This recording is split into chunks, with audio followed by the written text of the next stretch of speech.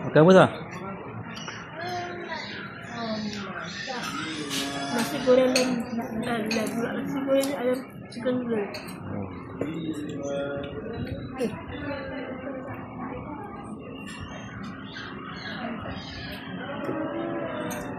Just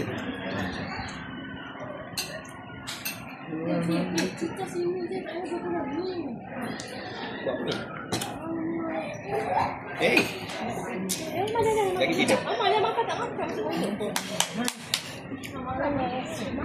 Eba. Makan. Hai Eba. Hai Eba. Tu kakak saya Mia. Cantik. Yang ditunggu-tunggu sudah sampai. Ini baru dah lapar. Aduh, sorry ya. Sekali ni.